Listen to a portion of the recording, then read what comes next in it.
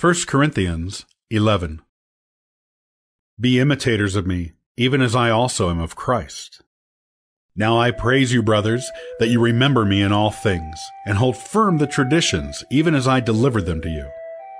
But I would have you know that the head of every man is Christ, and the head of the woman is the man, and the head of Christ is God. Every man praying or prophesying, having his head covered, dishonors his head. But every woman praying or prophesying with her head unveiled dishonors her head. For it is one and the same thing as if she were shaved. For if a woman is not covered, let her hair also be cut off. But if it is shameful for a woman to have her hair cut off or shaved, let her be covered. For a man indeed ought not to have his head covered, because he is the image and glory of God, but the woman is the glory of man. For man is not from woman, but woman from man. For man wasn't created for the woman, but woman for the man. For this cause the woman ought to have authority on her head, because of the angels. Nevertheless, neither is the woman independent of the man, nor the man independent of the woman in the Lord. For as woman came from man, so a man also comes through a woman, but all things are from God. Judge for yourselves. Is it appropriate that a woman pray to God unveiled? Doesn't even nature itself teach you that if a man has long hair, it is a dishonor to him? But if a woman has long hair, it is a glory to her, for her hair is given to her for a covering. But if any man seems to be contentious, we have no such custom, neither do God's assemblies. But in giving you this command, I don't praise you that you come together not for the better, but for the worse. For first of all, when you come together in the assembly, I hear that divisions exist among you, and I partly believe it. For there also must be factions among you, that those who are approved may be revealed among you.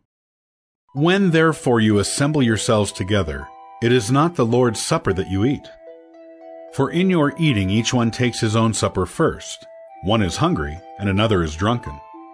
What, don't you have houses to eat and to drink in? Or do you despise God's assembly and put them to shame who don't have? What shall I tell you? Shall I praise you? In this I don't praise you. For I received from the Lord that which also I delivered to you, that the Lord Jesus on the night in which he was betrayed took bread. When he had given thanks, he broke it and said, Take, eat. This is my body, which is broken for you. Do this in memory of me.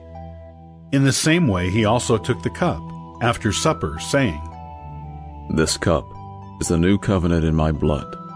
Do this as often as you drink in memory of me.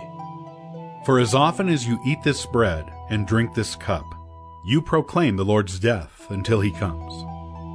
Therefore, whoever eats this bread or drinks the Lord's cup in a way unworthy of the Lord will be guilty of the body and the blood of the Lord. But let a man examine himself, and so let him eat of the bread and drink of the cup. For he who eats and drinks in an unworthy way eats and drinks judgment to himself, if he doesn't discern the Lord's body. For this cause many among you are weak and sickly, and not a few sleep. For if we discerned ourselves, we wouldn't be judged. But when we are judged, we are punished by the Lord, that we may not be condemned with the world. Therefore, my brothers, when you come together to eat, wait for one another. But if anyone is hungry, let him eat at home, lest your coming together be for judgment. The rest I will set in order whenever I come.